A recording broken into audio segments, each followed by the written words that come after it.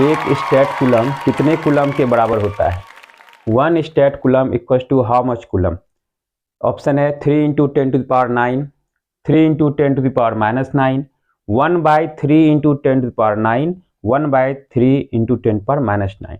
तो 1 state coulomb होता है 1/3 into 10 to the power -9 coulomb के बराबर, है ना।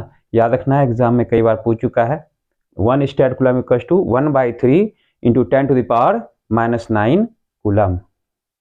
क्वेश्चन नंबर 2 है, which of the following is not an insulator? इनमें से कौन एक कुचालक नहीं है? ग्लास, रबर, एवोनाइट या ह्यूमन बॉडी? कुचालक मतलब जिससे करंट पास नहीं होता है ना। इंसुलेटर, है ना। तो कांच यानी ग्लास तो कुचालक है, इससे करंट पास होता नहीं है। रबर भी इंसुलेटर है, इससे करंट पास नहीं होता है। एवोनाइट भी। ह्यूमन बॉडी मानव शरीर तो सुचालक है, इससे करंट पास होता है। अगर ये कुचालक होता तो इंसान को करंट ही नहीं लगता, यानी ह्यूमन बॉडी विद्युत धारा का क्या है? सुचालक है। तो ये इंसुलेटर नहीं है, तो सही जवाब होगा option number D. Question number 3 है, the cause of charging is? आवेशित होने का क्या कारण है? किसी वस्तु को आवेशित होने का क्या कारण है? एक्चुअल ट्रांसफर ऑफ प्रोटॉन, यानी प्रोटॉनों के वास्तविक स्थानांतरण के कारण चार्ज होता है। एक्चुअल ट्रांसफर ऑफ इलेक्ट्रॉन्स, इलेक्ट्रॉनों का वास्तविक स्थानांतरण के कारण। एक्चुअल ट्रांसफर ऑफ न्यूट्रॉन, न्यूट्रॉनों के वास्तविक स्थानांतरण कारण, या नन ऑफ दीज, उपर्युक्त में से कोई नहीं। तो आवेशित होने का कारण है या किसी वस्तु को चार्ज होने का कारण है इलेक्ट्रॉनों का स्थानांतरण। क्लास में बता चुके हैं। आवेशित होने का कारण क्या है? इलेक्ट्रॉनों का स्थानांतरण, actual transfer of electrons. Option number B. Question number 4, when a plastic comb is passed through dry hair the charge acquired by the comb is? जब एक प्लास्टिक के कंघी को सूखे बाल में रगड़ा जाता है तो कंघी पर किस प्रकार का आवेश उत्पन्न होता है? जब कंघी को बाल से रगड़ा जाता है तो कंघी चार्ज हो जाता है, तो कंघी पे कैसा चार्ज होता है? क्या हमेशा नेगेटिव होता है, ऑलवेज नेगेटिव, या हमेशा धनात्मक, ऑलवेज पॉजिटिव, या दोनों, नेगेटिव भी हो सकता है या पॉजिटिव भी हो सकता है, या इनमें से कोई नहीं, नन ऑफ दीज? हमेशा याद रखना है, जब कंघी को सूखे बाल से रगड़ेंगे तो कंघी पर हमेशा नेगेटिव चार्ज ही होगा, ऋणात्मक, यानी कि ऑप्शन नंबर ए, हमेशा ऋण आवेश कंघी पर होगा, है ना। यही अगर बोलेगा कि बाल पर कैसा आवेश, तो बाल पर पॉजिटिव, यानी हेयर पे पॉजिटिव चार्ज और कॉम्ब पर नेगेटिव चार्ज होता है हमेशा। The cause of quantization of electric charge is? आवेशों के क्वांटमीकरण का कारण। आवेशों के क्वांटमीकरण का क्या कारण है? थ्योरी में भी पढ़ाए थे कि आवेशों का क्वांटीकरण का मतलब ही है, शॉर्ट में बता रहे हैं कि आवेशों का क्वांटमीकरण का मतलब ही है कि आवेश होने का कारण तो है कि इलेक्ट्रॉनों का स्थानांतरण, और इलेक्ट्रॉन कितना इलेक्ट्रॉन स्थानांतरित होगा? 1 इलेक्ट्रॉन, 2 इलेक्ट्रॉन, 3 इलेक्ट्रॉन, 1.5 इलेक्ट्रॉन। तो क्वांटाइजेशन में ही बताए थे कि कितना इलेक्ट्रॉन ट्रांसफर होता है? इलेक्ट्रॉनों के पूर्ण सांख्यिक गुणज। पूर्ण सांख्यिक गुणज मतलब कि integral multiple of electron, 1 electron, 2 electron या 3 इलेक्ट्रॉन, 4 इलेक्ट्रॉन, 1.5 नहीं हो सकता है, यानी पॉइंट में नहीं हो सकता है, अर्थात फ्रैक्शन में भी नहीं हो सकता है। तो transfer of integral number of electrons, quantization में यही थ्योरी बताए थे, transfer of integral multiple of electrons. इलेक्ट्रॉनों के पूर्ण सांख्यिक गुणज का स्थानांतरण ही क्वांटाइजेशन कहलाता है। तो क्वांटाइजेशन का मतलब है यही है, ऑप्शन नंबर सी। ये जितना भी क्वेश्चन बता रहे हैं ये 2024 के एग्जाम में आने वाला सारा इंपॉर्टेंट क्वेश्चन है, इसको ध्यान से देख लेना है, समझ लेना है। जरूरी नहीं है कि यही सेम क्वेश्चन आ जाए, इसी पैटर्न पर भी आ सकता है, जैसे न्यूमेरिकल के एग्जांपल दे रहे हैं। ये न्यूमेरिकल है, charges on a body which carries 200 excess electrons, मतलब किसी चालक पर 200 इलेक्ट्रॉनों की अधिकता के कारण उत्पन्न आवेश, यानी किसी चालक की सतह पे 200 इलेक्ट्रॉन बढ़ा दिया जाए तो कैसा आवेश उत्पन्न होगा? पहले तो ये समझो, ये ऑब्जेक्टिव क्वेश्चन है न्यूमेरिकल का। 200 इलेक्ट्रॉन बढ़ा देंगे, इलेक्ट्रॉन के बढ़ने के कारण कैसा चार्ज होता है? नेगेटिव की पॉजिटिव। इलेक्ट्रॉन की अधिकता हो जाए तो कैसा चार्ज होगा? नेगेटिव। इलेक्ट्रॉनों की कमी हो जाए, इलेक्ट्रॉन यदि निकाल लिया जाए तो कैसा चार्ज हो जाएगा? पॉजिटिव। तो पहला तो यहीं से 50-50 तुमको ऑप्शन मिल जाएगा। क्या? इलेक्ट्रॉनों की अधिकता है, यानी एक्सेस ऑफ इलेक्ट्रॉन है, तो अधिकता है तो कैसा चार्ज होगा? Negative charge. तो तुम्हारा ये पॉजिटिव वाला तो कैंसिल हो गया, क्योंकि आगे में पॉजिटिव है, ये दोनों तो कैंसिल हो गया। इसी दोनों में कोई एक होने वाला है, है ना, ऐसे भी देख सकते हो। ये एक तो न्यूमेरिकल, इसको तो बनाना पड़ेगा तुमको, क्या कि टोटल चार्ज होता है Q equal to n into e, formula है total charge Q equal to n into e. तो चार्ज क्या हो जाएगा, एन मैंने नंबर ऑफ इलेक्ट्रॉन, तो कितना इलेक्ट्रॉन है 200, तो 200 लिख लेंगे।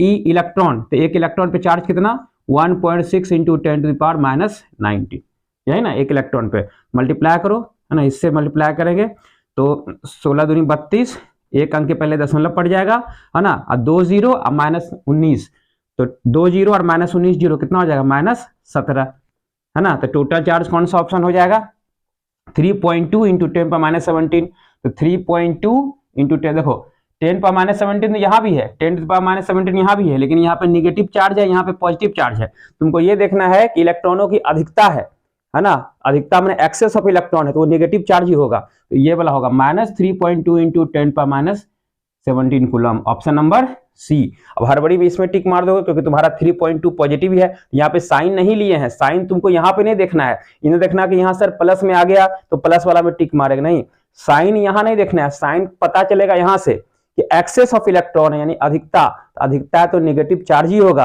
अगर 200 इलेक्ट्रॉन निकाल लिए तो लॉस हो गया, तो लॉस होगा तो ये कैसा होगा पॉजिटिव वाला, तब ये सही होगा।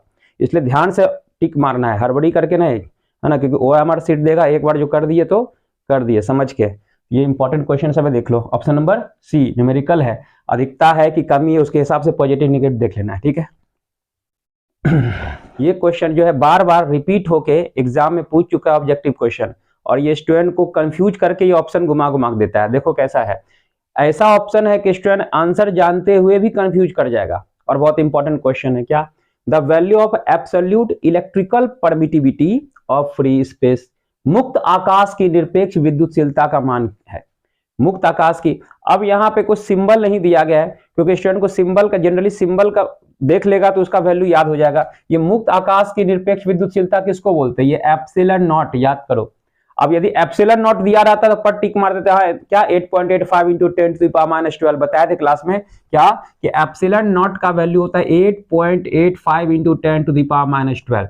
इतना तो स्टूडेंट को जनरली याद रहता है जो पढ़ के जाता है एप्सिलॉन नॉट का वैल्यू, लेकिन ये एप्सिलॉन नॉट कभी कभी क्वेश्चन में नहीं दिया रहेगा, ऐसा लिखा रहेगा absolute electrical permittivity of free space, निरपेक्ष विद्युतशीलता, है ना, मुक्त आकाश की निरपेक्ष विद्युतशीलता, तो मतलब एप्सिलॉन नॉट का वैल्यू ही पूछ रहा है।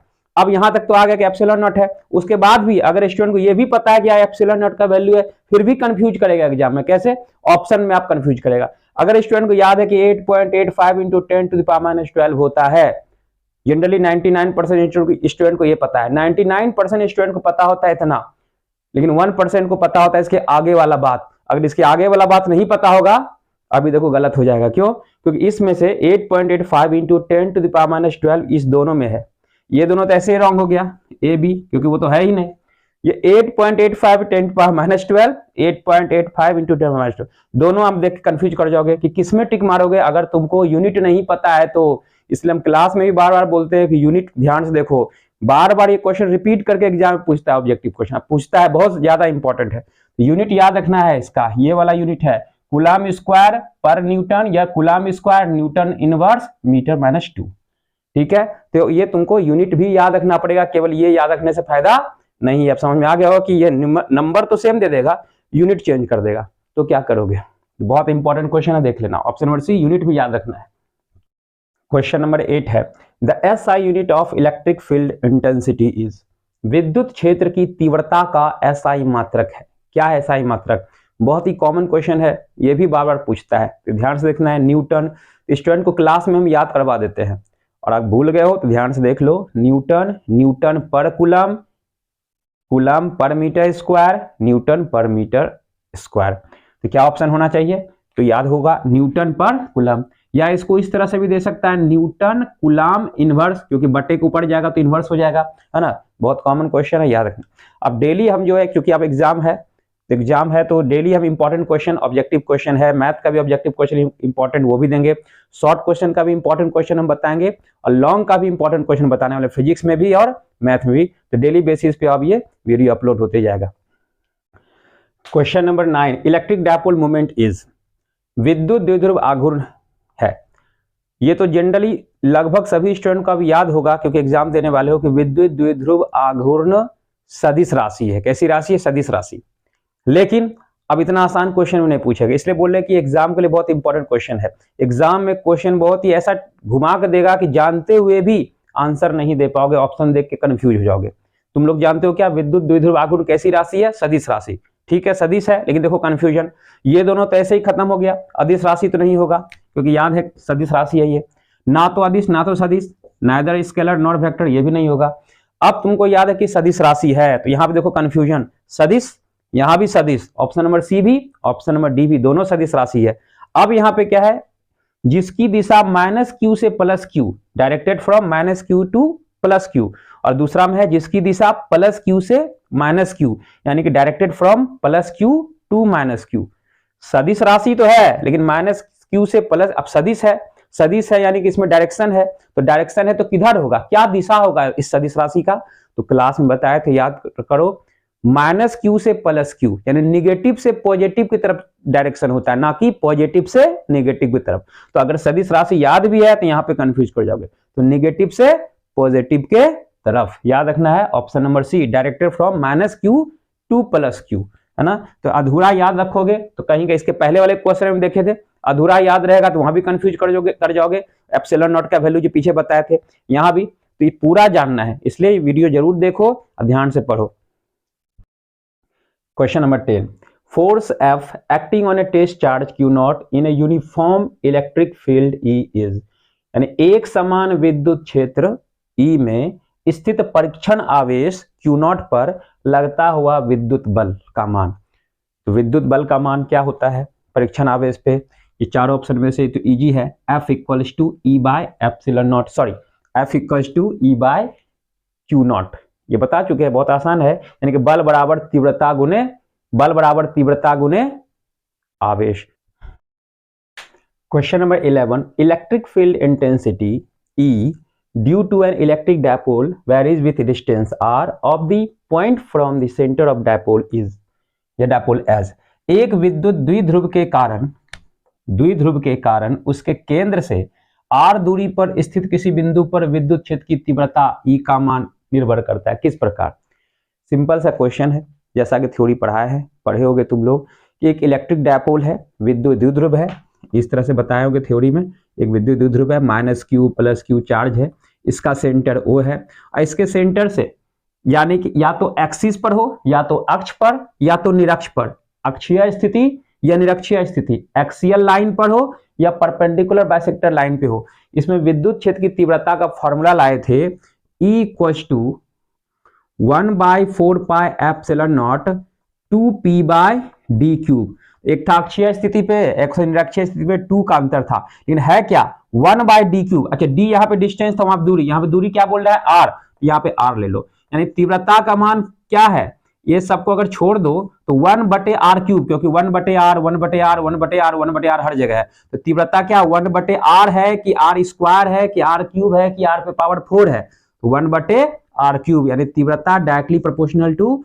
1/r क्यूब या inversely proportional to r cube, यानी तीव्रता जो है r क्यूब के व्युत्क्रमानुपाती होता है, ये वाला बात, ठीक है, इस फॉर्मूले में। क्योंकि ऑब्जेक्टिव क्वेश्चन है, ज्यादा लंबा टाइम नहीं ले रहे समझाने में, थ्योरी सभी का पढ़ा हुआ है, शॉर्ट में खींच रहे हैं। ये तीव्रता क्या है 1/4 pi epsilon naught 2p by r cube या p बाय r क्यूब, अक्षीय निरक्षीय स्थिति के हिसाब से, लेकिन बटे में क्या चीज है r क्यूब ना, बटे में क्या होगा r क्यूब वाला ही ऑप्शन होगा, यानी option number D, E directly proportional to ऐसा 1/r क्यूब, या इनवर्सली प्रोपोर्शनल टू बोलेंगे तो r क्यूब, यानी E तीव्रता के, सॉरी ऑप्शन नंबर डी, ठीक है। तो बहुत इंपॉर्टेंट क्वेश्चन सब है, ध्यान से समझना। इसी तरह डेली वीडियो अपलोड करते रहेंगे, जो कि 2024 के एग्जाम के लिए बहुत बहुत इंपॉर्टेंट होगा। तो इस वीडियो को ज्यादा से ज्यादा शेयर करना है अपने दोस्त के साथ जो एग्जाम देने वाला है इस बार, और डेली वीडियो अपलोड होने वाला है जो इंपॉर्टेंट होगा।